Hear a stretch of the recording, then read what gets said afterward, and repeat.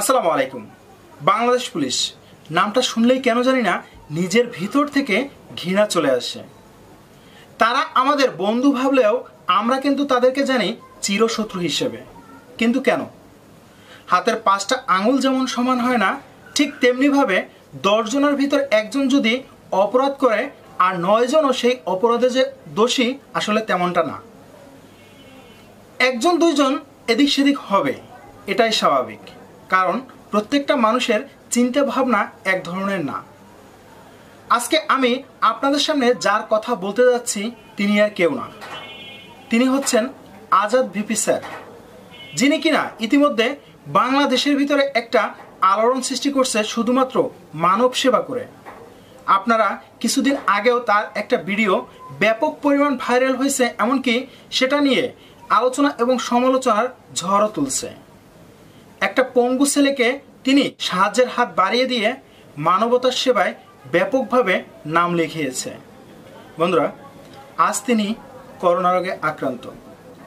আসলে ব্যাপারটা যখন আমি প্রথমবার শুনি হয়তো আমার বিশ্বাস হচ্ছিল না।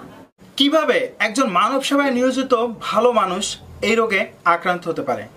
হ্যাঁ, এটাই সত্য যে তিনি করোনা ভাইরাসে আক্রান্ত।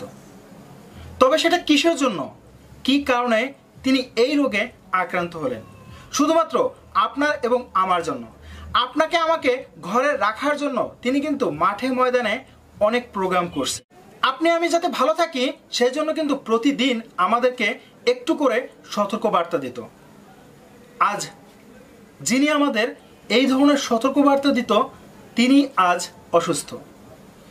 পাশে একটা ভিডিও দেখতে পাচ্ছেন আপনারা, সেখানে দেখা যাচ্ছে যে প্রত্যেকটা মানুষকেই তিনি সতর্ক করতেছিলেন যে এই ভাইরাস খুব একটা ভয়াবহ এবং মরণবেদী ভাইরাস। সেই জন্য কিন্তু প্রত্যেকটা মানুষকেই তিনি মাস্ক বিতরণ করতেন এবং এই ভাইরাস সম্পর্কে মানুষদেরকে বোঝাতেন।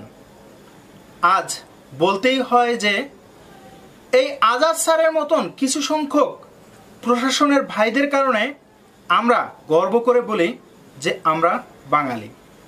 বন্ধুরা, অবশ্যই এই আজাদ স্যারের জন্য আপনারা দোয়া করবেন। তিনি যেন খুব দ্রুত গতিতে সুস্থ হয়ে আমাদের মাঝে মানবতার সেবায় লিপ্ত হতে পারে, এটাই আপনাদের কাছে আমি বিনীতভাবে অনুরোধ করছি। ভিডিও শেষ পর্যায়ে চলে এসেছি। আজকের মতন এখানে বিদায় নিচ্ছি। ইনশাআল্লাহ দেখা হবে অন্য কোনো ভিডিওতে। আসসালামু আলাইকুম।